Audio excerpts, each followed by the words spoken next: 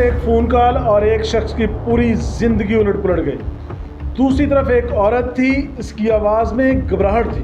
اس نے کہا، خدا کے لیے میری مدد کریں، میں بہت زیادہ پریشان ہوں، میری زندگی ختم ہو چکی ہے، مجھے لگتا ہے میں خودکشی کر لوں گی۔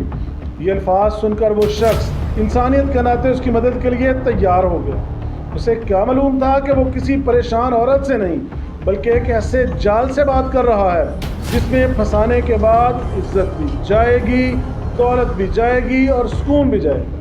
یہ واقعہ پنجاب کے ضلع وہاڑی کی تحصیل بورے والا کا ہے۔ پولیس کے مطابق اس کیس کی مرکزی کردار شائستہ پروین نامی ایک شادی شدہ خاتون تھی جس کا شوہر غلام رسول تھا، لیکن پولیس کا یہ بھی کہنا ہے کہ شائستہ اکیلی نہیں تھی، اس کے ساتھ زاہد نامی ایک شخص بھی شامل تھا۔ پولیس کے مطابق دونوں نے مل کر ایک ایسا منصوبہ بنایا جس میں ایک بے گناہ شہری کو شکار بنایا گیا۔ یہ شہری تھا شاہد علی۔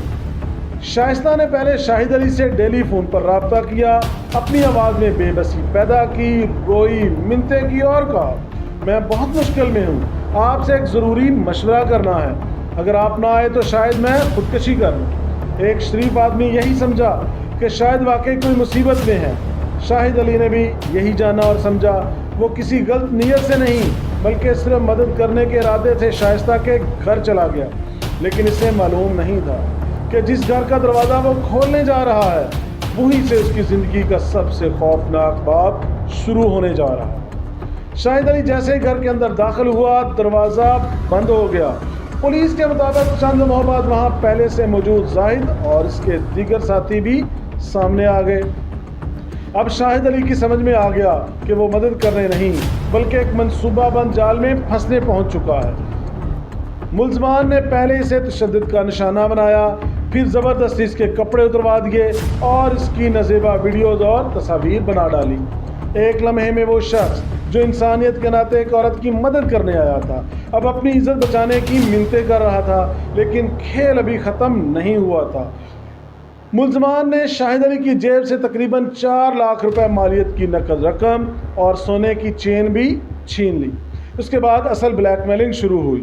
شاہد علی سے کہا گیا کہ اگر یہ ویڈیوز اپنے گھر والوں، رشتہ داروں یا سوشل میڈیا پر نہیں دیکھنا چاہتے تو جو کہا جائے، جتنا کہا جائے اتنے پیسے دو۔ ایک طرف عزت کا خوف، دوسری طرف دھمکیاں۔ شاہد علی مجبور ہو گیا۔ پولیس کے مطابق ملزمان نے مختلف اوقات میں اس سے مزید 5 لاکھ روپے بھی وصول کیے۔ کچھ نقد رقم لی گئی اور کچھ بینک اکاؤنٹس کے ذریعے منتقل کروائے گئے۔ ملزمان کو یقین تھا کہ اب یہ شخص کبھی پولیس کے پاس نہیں جائے گا، کیونکہ اکثر ایسے مقدمات میں متاثرہ شخص بدنامی کے ڈر سے خاموش رہتا ہے، لیکن اس بار معاملہ ان کی سوچ کے مطابق نہیں چلا۔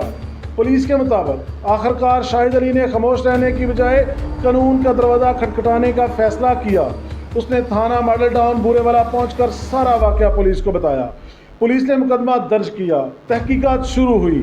پہلے متاثرہ شخص کا بیان لیا گیا، پھر بینک ٹرانزیکشن کا ریکارڈ دیکھا گیا، موبائل فونز کا ڈیٹا حاصل کیا گیا اور ایک ایک ثبوت کو آپس میں ملا دیا گیا۔ جوں تحقیقات آگے بڑھتی گئی، پولیس کے مطابق شواہد شائستہ پروین اور اس کے ساتھی زاہد کی طرف اشارہ کرنے لگے۔ چند ہی دنوں میں دونوں کو گرفتار کر لیا گیا۔ پولیس نے مقدمہ مکمل کر کے چلان عدالت میں پیش کر دیا۔ اس کے بعد مقدمہ عدالت میں چلتا رہا، گواہ پیش ہوئے، شواہد پیش کیے گئے اور آخرکار عدالت نے فیصلہ سنا دیا۔ عدالت نے جرم ثابت ہونے پر شائستہ پروین اور زاہد دونوں کو 3 سال قید کی سزا سنائی۔ اس کے ساتھ دونوں پر 53 ہزار روپے جرمانہ بھی عائد کیا گیا۔